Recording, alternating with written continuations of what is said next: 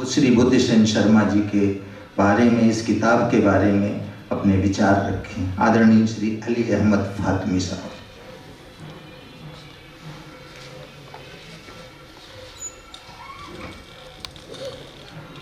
बुजुर्गों और दोस्तों,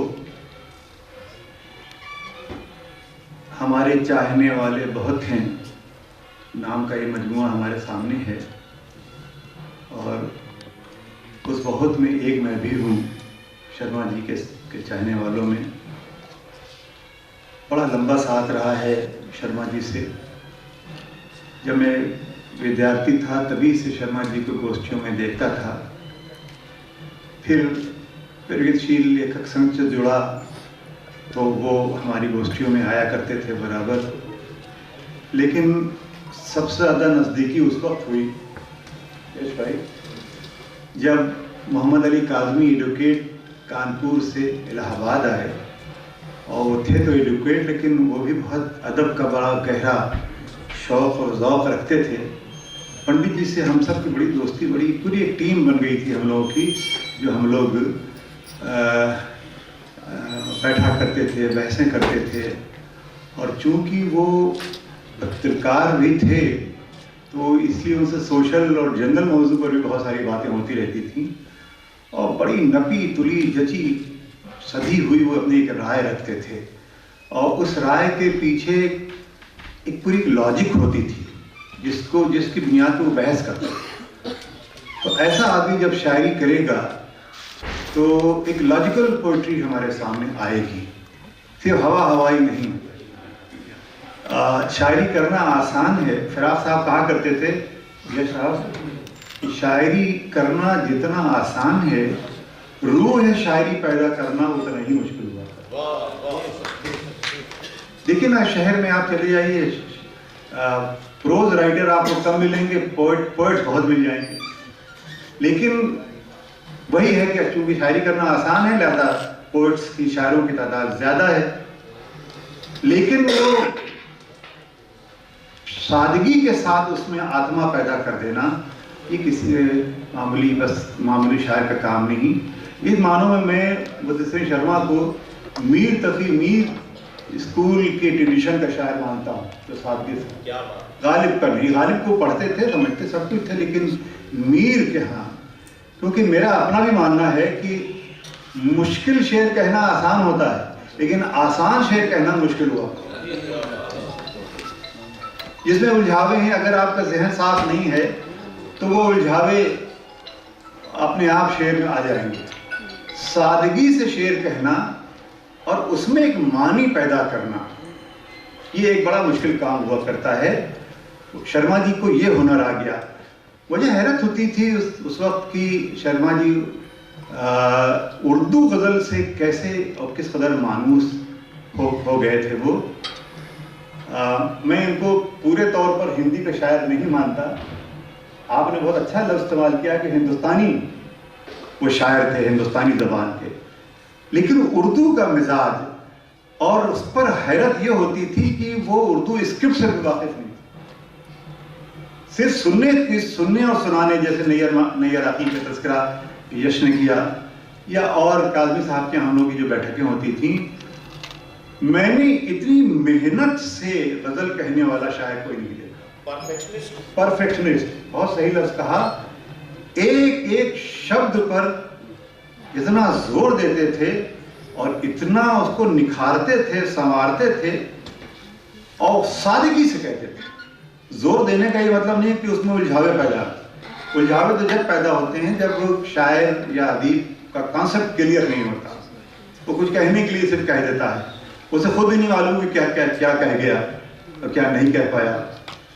लेकिन पंडित जी का कॉन्सेप्ट बिल्कुल क्लियर था, और जो पत्रकारिता से उन्होंने सीखा था, जो जीवन संघर्ष या जीवन का बोध, जिंदगी का फलसफा, वो सब बड़े सलीके और बड़े शऊर के साथ इनके यहाँ नजर आता है।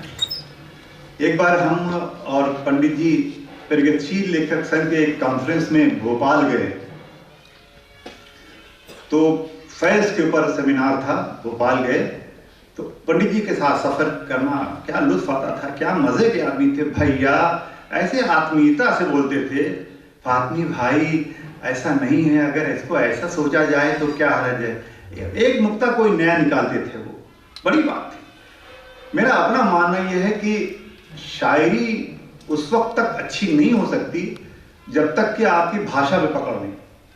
खासतौर पर गज़ल जो है वो इशारे और कनाए का फन है, उसमें इशारियत और कनायत पैदा करना मामूली बात नहीं। नैयर आकिल बहुत अच्छे शायर ज़रूर हैं, मगर उस्ताद शायर, ज़बान के ज़बान की कलाबाजियाँ आपको नैयर आकिल या उस पूरे स्कूल जो समर हलौरी का है मिलेगी। लेकिन पंडित जी के यहाँ ऐसा नहीं है, इनके यहाँ भंवर नहीं, उलझने नहीं, उलझावे नहीं है, बल्कि पूरी सादगी से वो बात और बड़ा सामने का शब्द उठा के और उसको कहां से कहां पहुंचा देते थे। मैंने एक गजल का निशान लगाया है, आपको सुनाता हूं उस गजल को, देखिए इसकी बहर देखिए और इसकी रदीफ खास तौर पर देखिए।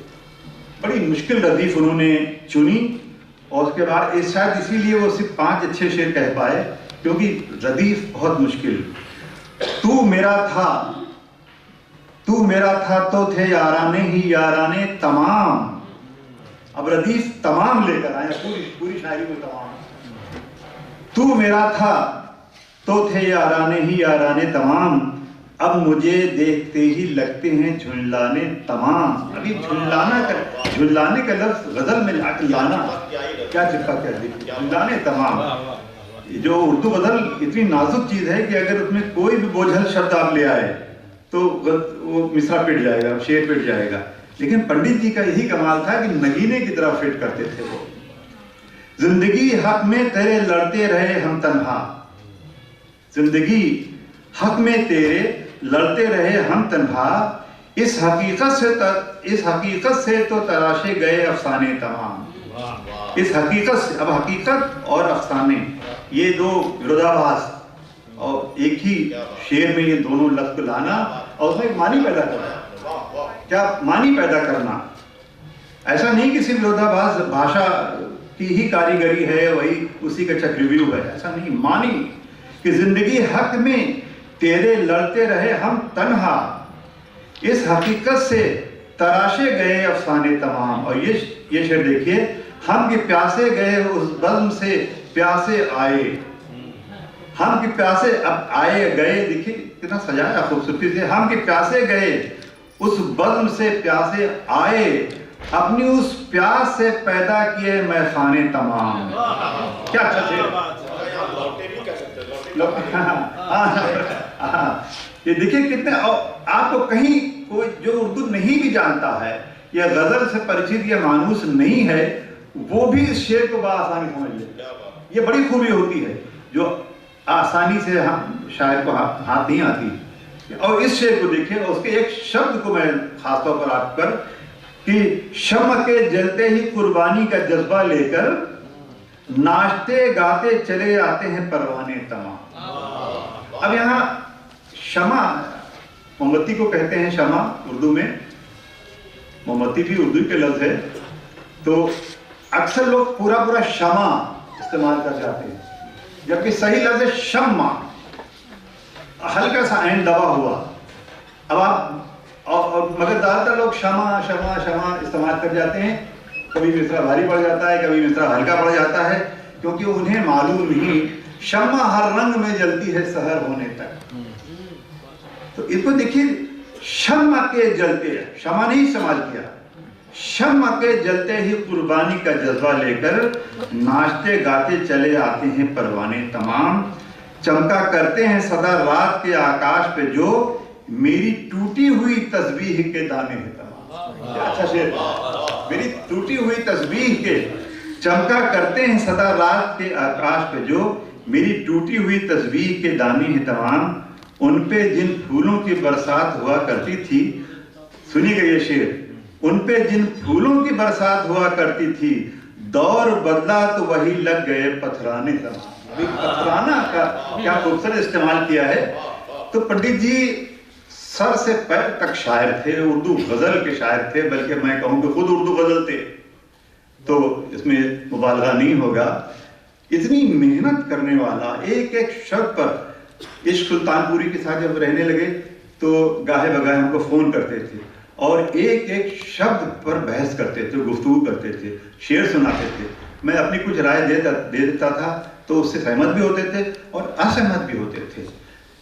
ان کے اندر ایک خاص قسم کی قلندری تھی، درویشی، فقیری جسے کہہ لیجیے، کرتا پاجامہ پہنے، سائیکل، پہلے سائیکل تھی ان کے پاس ایک، اور ایک لال کالونی کیرلا باغ میں رہتے تھے۔ میں تو ان کے گھر بھی جاتا تھا، ان کی بیگم سے بھی ہم لوگ بے تکلف تھے۔ تو پورا جیون ایک دم سادہ جیون گزارا، اور ان کی شاعری بھی بالکل اسی طرح، ان کی شخصیت کی غماز ہے، آئینہ ہے ان کی شخصیت کا۔ کہ میں نے 4-6 غزلیں میں نے اس میں ابھی بیٹھے بیٹھے دیکھی اور سب میرے ذہن میں بھی تھی، پہلی بات کہ اتنا سادہ لو شاعر، اتنا معصوم شاعر، اتنا بے لوث شاعر، غزل پر اتنی محنت کرنے والا ہے۔ میں پھر عرض کروں کہ آسان غزل کہنا بہت مشکل ہوتا ہے، اور بہت سارے شبدوں کی بھیڑ بھاڑ لگا کے اس کو جنجال بنا دینا وہ آسان ہوتا ہے۔ آپ کیا کہنا چاہتے ہیں؟ پنڈت جی بالکل کلیئر رہتے تھے کہ ان کو کیا کہنا ہے اس شعر میں، اور اس کے لیے کون سا لفظ۔ کبھی کبھی ایسا ہوتا ہے کہ ایک ہی معنی کے کئی لفظ ہوتے ہیں۔ اب شبنم بھی ہم کہتے ہیں اور اوس بھی کہتے ہیں، لیکن کہاں شبنم فٹ ہونا ہے اور کہاں اوس فٹ ہونا ہے، یہ بات پنڈت جی، حیرت ہمیں یہ ہوتی تھی کہ وہ اردو اسکرپٹ سے بھی نہیں واقف، لیکن اردو شاعری کے مزاج سے، اردو بھاشا کی پاکیزگی سے اتنا وہ متاثر تھے، اور اتنا ان کے پاس کہنے کو تھا، اتنے ان کا ذخیرہ تھا الفاظ کے پاس، کہ وہ موتیوں کی طرح سجاتے ہوئے چلے جاتے۔ کوئی غزل آپ اس کو پڑھیں ضرور، کوئی غزل ایسی نہیں ہے جسے عام آدمی بھی نہ سمجھ سکتا ہو، عام آدمی بھی نہ پڑھ پاتا ہو۔ تو یہ تھے ہمارے پنڈت جی۔ مجھے بہت خوشی ہے کہ پنڈت جی کو یاد کیا گیا، یش نے بہت اچھی تقریر کی، اور جیسا لگتا ہے پنڈت جی ہمارے اندر دوبارہ ہمارے بیچ، ہمارے محفل میں آ گئے ہیں۔ میں ان کی اس محبت و خدمت کو اور ان کے ساتھ گزارے ہوئے لمحوں کو یاد کرتا ہوں اور سلام پیش کرتا ہوں۔